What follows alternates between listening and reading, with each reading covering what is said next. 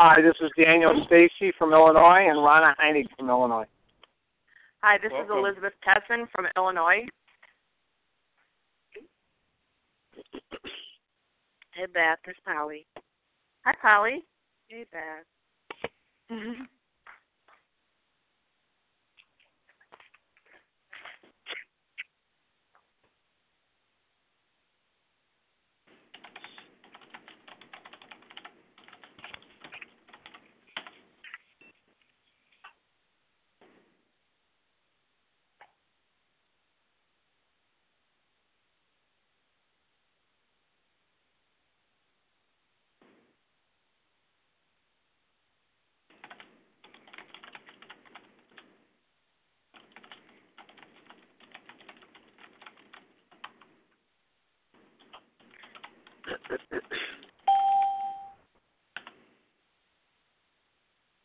Tammy Scheidecker, Wisconsin Counseling Association. Hi, Tammy. Hello.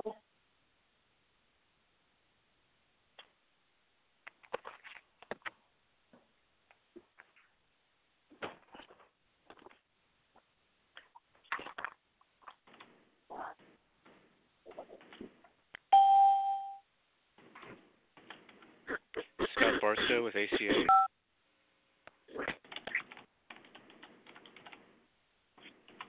Art, are you on? Yes, sir. Awesome.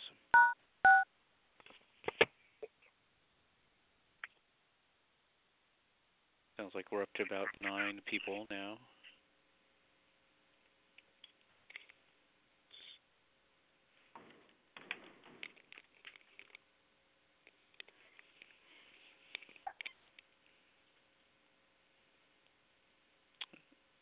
For those that are on the call already, just got joined by someone else. Welcome. How many of you are actually going to be at the ACA conference next week, just out of curiosity? Ronna from Illinois and Dan Stacy from Illinois will be there. Great. Hey, Dan.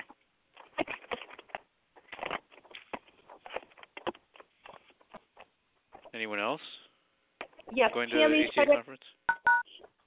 Tammy Scheidecker from Wisconsin Counseling Association, as well as our president, Angie Flannery, will be there. Great. Hello, hello. Hello? Hello. Hi. This is Peter Williams. I'm the graduate student liaison for public policy for ACA New York. Great. Welcome to the call. Thanks for joining us. Thank you. No problem. This is Robin Romancic with the Texas Counseling Association. Hi, Robin. Hello. Got a decent turnout here, it seems like. I'll wait another minute or so here, see if we get anyone else, and then we can get started. All right. I don't know what it's like in the rest of the country, but we're having what feels like a very, very nice spring day here. It's frankly a little disturbing since it's still the first half of March. But Right, yeah, we are too. I'm in Buffalo, so wow. It's surprisingly warm. Yeah.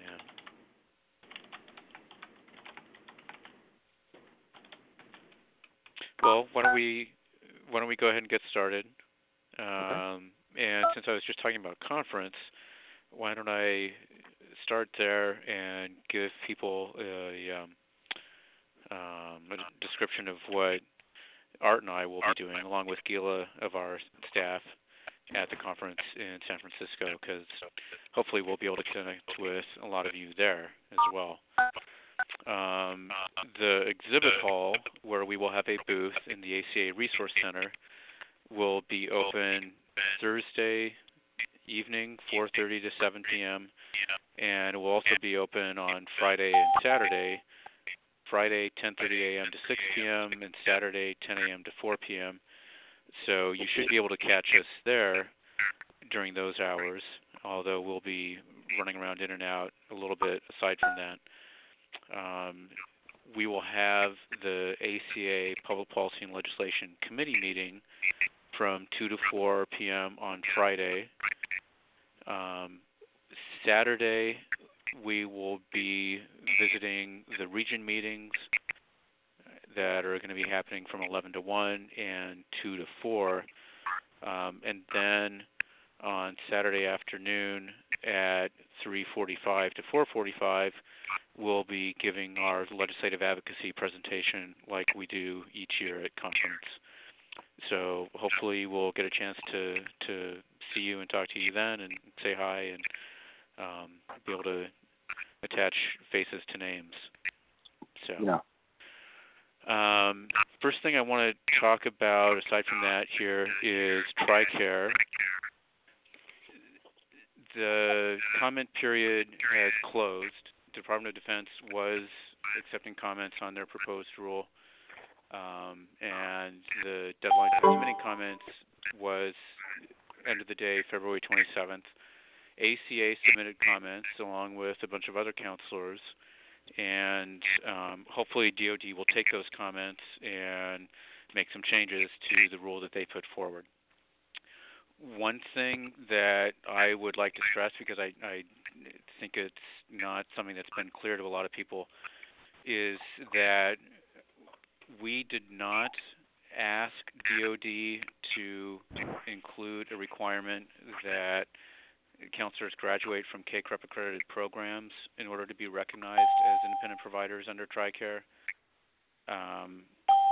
That is something that the Institute of Medicine suggested in a report that they did on this a couple years ago. DOD included it in their interim final rule on the TRICARE regulation, and we suggested that they get rid of that requirement since that would drastically reduce the number of counselors who would be able to practice independently under TRICARE. We have our comment letter posted on the ACA website. If you go to www.counseling.org/public-policy, on the left-hand side of the page, there's a column that I think is headlined FAQ/documents or something like that, and you can pull up a copy of the letter that we submitted to TRICARE in commenting on their proposed rule. And we encourage them to get rid of the KCREP requirement. We encourage them to recognize all supervision hours that are recognized by a state's licensure board that a counselor gets in the process of becoming licensed. We also encourage them to extend the transition period that was in the rule, and at the same time we made it clear that we were happy that they did include a transition period in the rule. At this point, we're not sure when TRICARE will come out with a final version of the rule and begin implementing it and letting counselors practice independently under TRICARE. We expect that to happen sometime this year.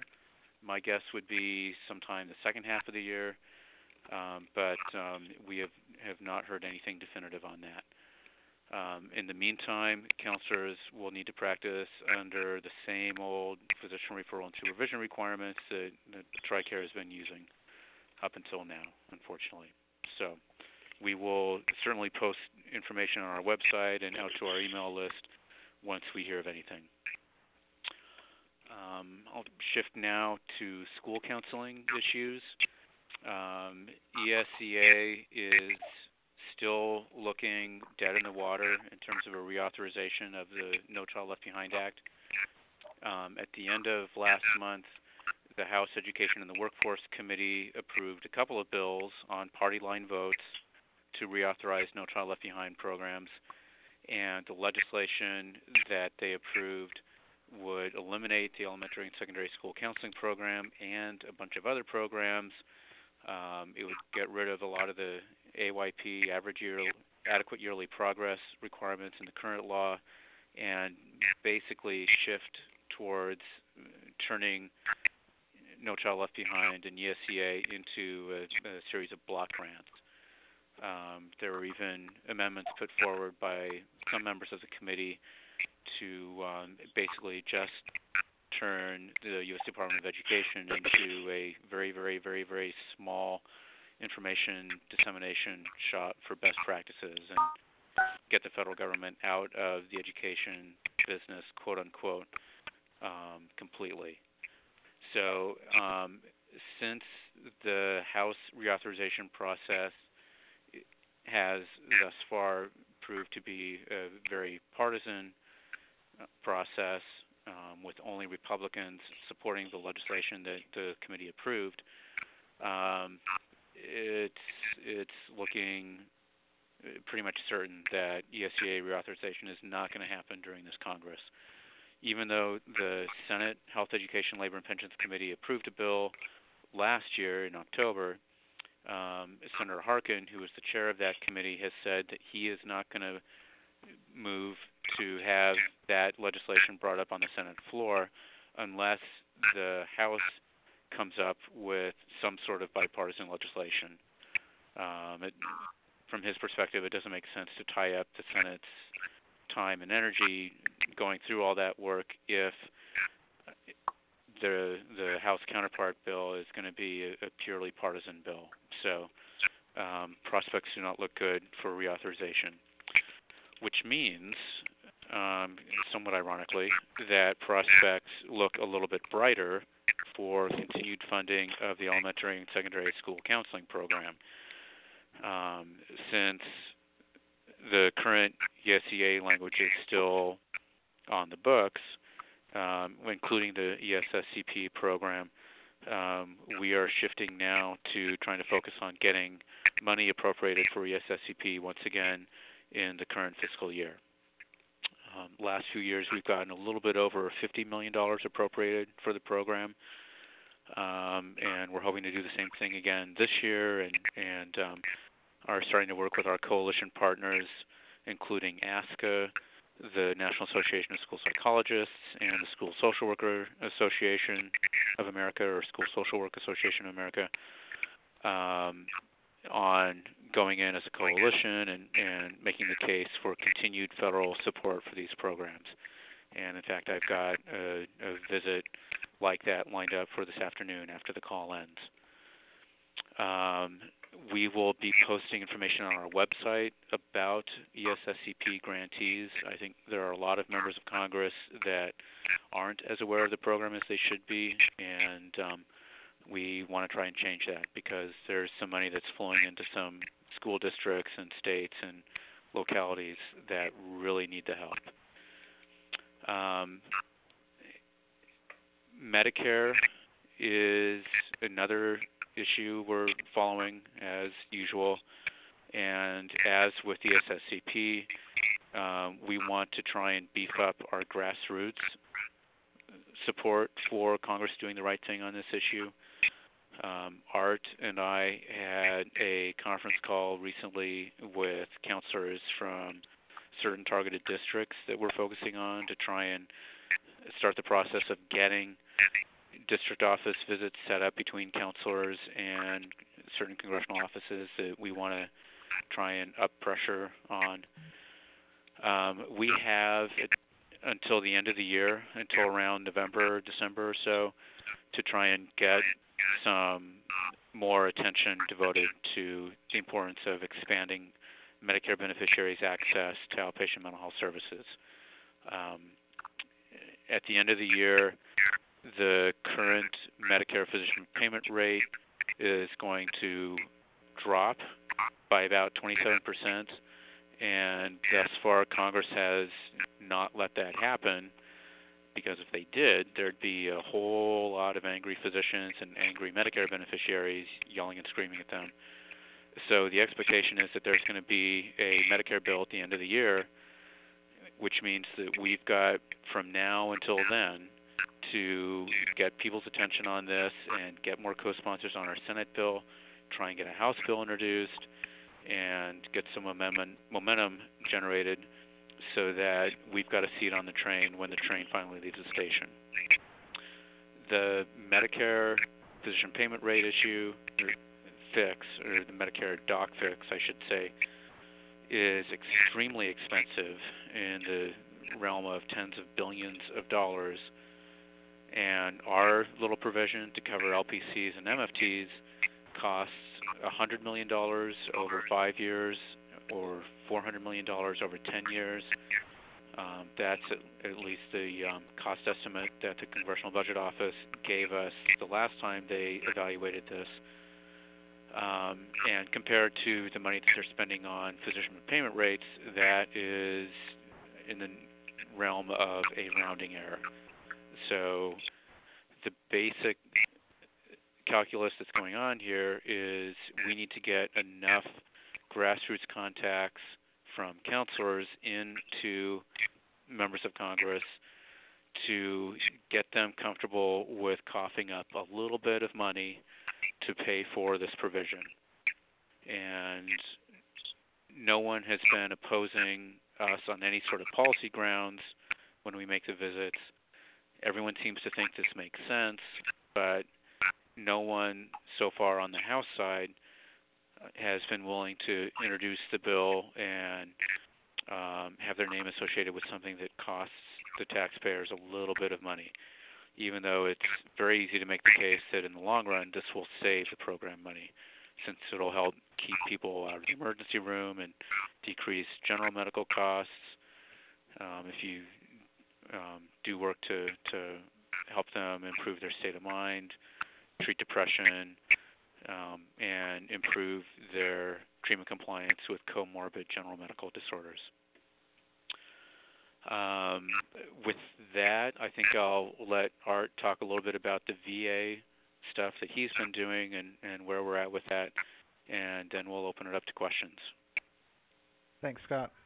Well, just wanted to let you all know that working with our coalition partners, a lot of the same folks that we're working on the Medicare issue with, we were able to have two very good meetings with the House committee staff for the Veterans Affairs Committee, both the majority and the minority staff members, and talked to them about our issues, talked to them about our concerns about the lack of LPCs that were being hired in the VA, and that it was also, a detriment to the veterans because we got such a need for folks like LPCs to be put into the system and provide services to veterans. And they seem to be very agreeable, and it looks like we're going to be working with them on a couple of ways to start approaching the VA and holding the VA accountable.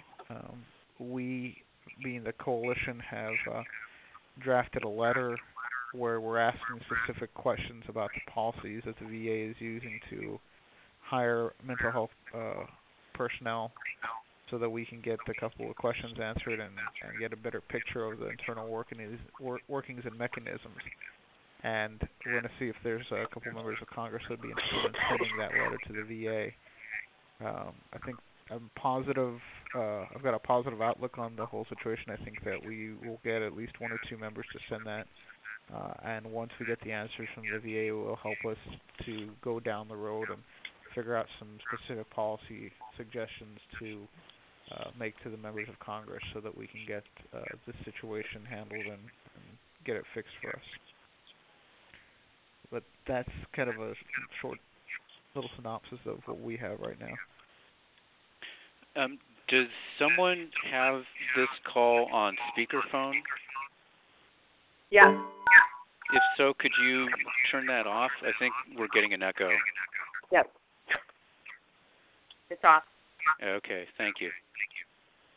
Although I'm still hearing the echo.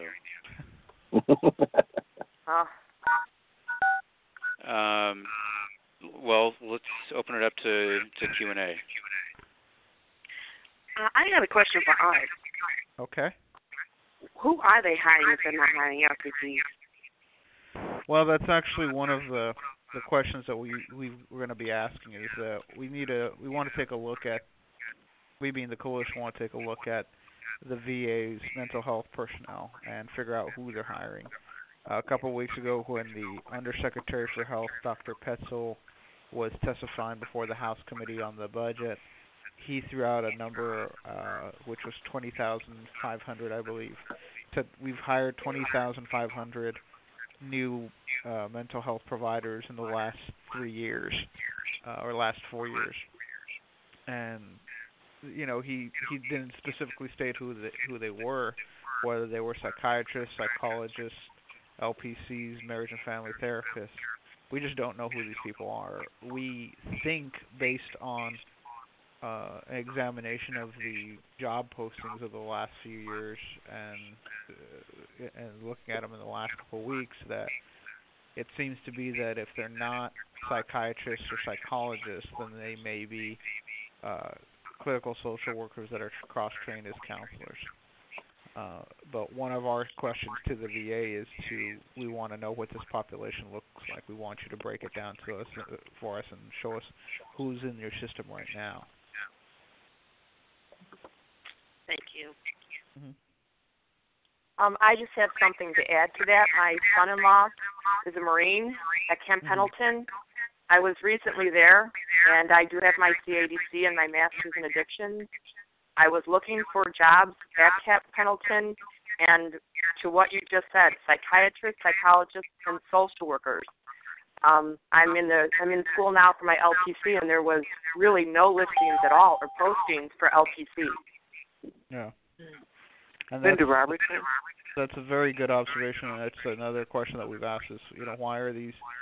Because from our standpoint, it's a simple situation, or it should be a fact that when you're posting these jobs, you need to include our disciplines in there so that people are eligible to get hired. And as you all know far better than I, when you're sending those applications in, if you don't have those keywords, your application isn't going to get even kicked up, and so why even apply?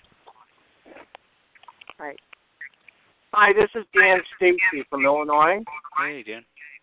Hi, I'm remaining concerned, I guess, about ACA's position on accepting people with different types of degrees for licensure. I like the letter that ACA sent to TRICARE. It seemed to call for inclusiveness of different types of backgrounds for licensure. Yet I've heard David Kaplan, when he was speaking at AASCD, is kind of on a different trend here of not inclusiveness, but that licensure should tighten up and not allow some of these different degrees. Well, from what I heard him say at AASCB, I don't remember him saying anything to discourage or encourage the state licensure boards to adopt a KCREP requirement. I'm sure he'd be happy to talk to you to explain what his position is or try and clarify what he might have said at AASCB.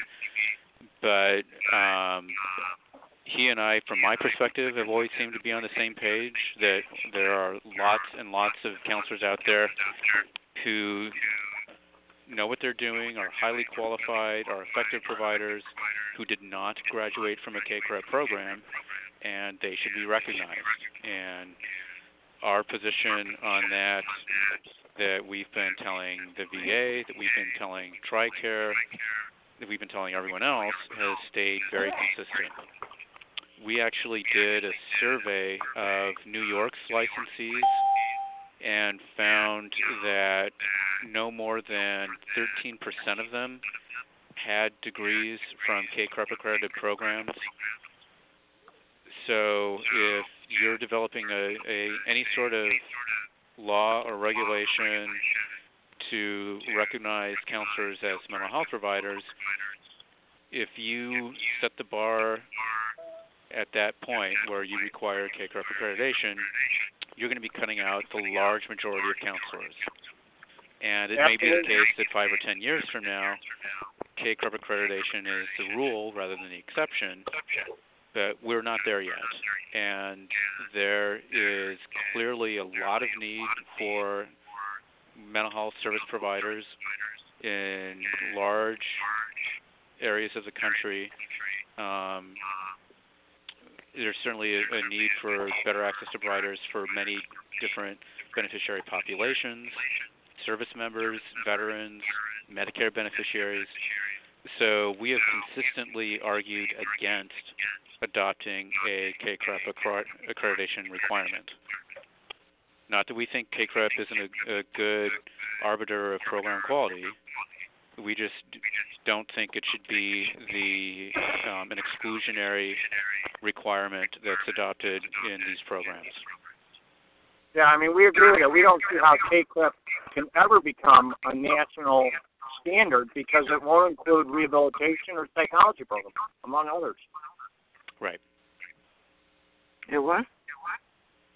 KCREP will never include, as it stands now, psychology programs, clinical psychology programs, or programs under core rehabilitation, along with dance therapy programs, art therapy programs, pastoral counseling programs. We are trying to keep the focus as much as possible on recognizing state licensees. I mean, the federal government is not going to be starting to get involved in licensing at the national level. That's to some extent, I guess, what is happening with the VA requirements and the TRICARE requirements. And that's why we consistently argue that they should adopt grandparenting provisions and things like the transition period provision in the TRICARE proposal. So, yeah, we're trying to do what we can.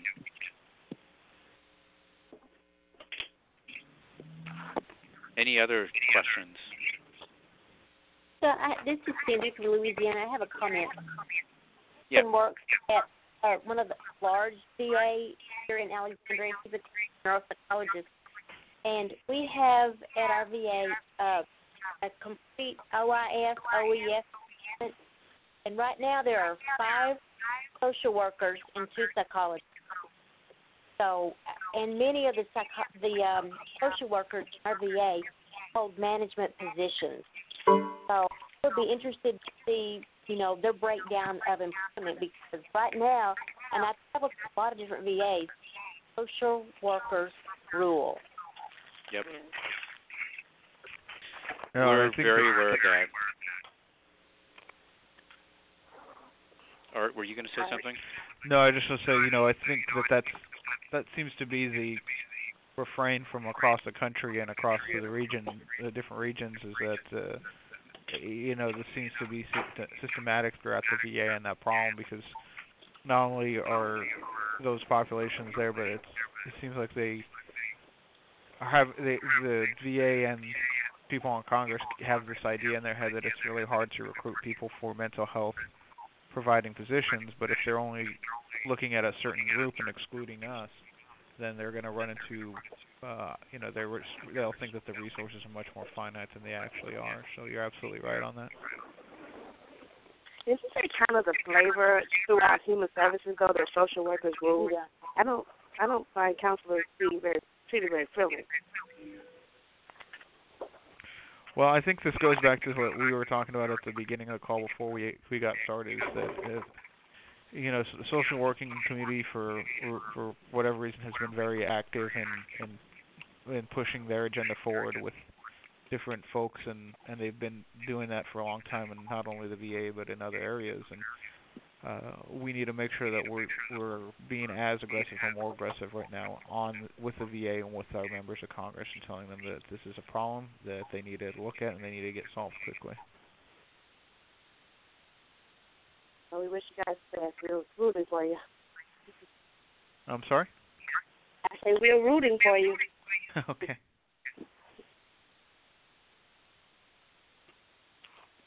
Do you think one thing that is hurting us is, when you say that you're a social worker, everybody in the country knows what that is and what they do. When you say you're an LPC or LMST, people don't really understand that, because there's school counselors, rehab counselors, chemical dependency. We're so broken up. I think that is detrimental to our profession. I think it does in some instances, that people just don't understand it. But I think that also it's just that from my perspective on working on this issue is that the members of Congress themselves just do not know that the problem exists. They don't know that counselors are not being hired, and it's things that when we're talking to them saying that this is going on, they just don't realize it. So they can't fix a problem that they don't know is going on. And that's why we've been so aggressive in the last couple of weeks, and we've been asking folks to call and write their members of Congress to tell them that this is a problem, because if they start knowing about it, hearing from their constituents, and knowing that it's their constituents who are veterans or providers to veterans, they're going to take more of a notice on that.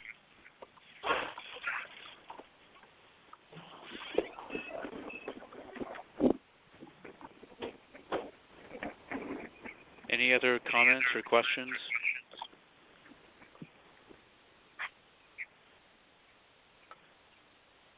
Oh, short call. Well, if you think of any, feel free to email either Art or myself. My email address, and if anyone doesn't have it by now, is sbarstow, SBARSTOW,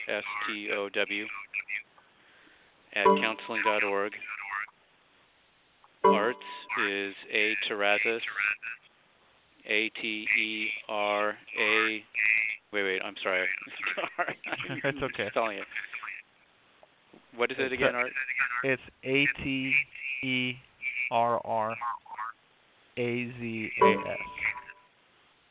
@counseling.org. Man, that echo is annoying. And hopefully we will see some of you next week in San Francisco. Yeah. Thanks for joining us. Thank All you. right, thank you. Thank you.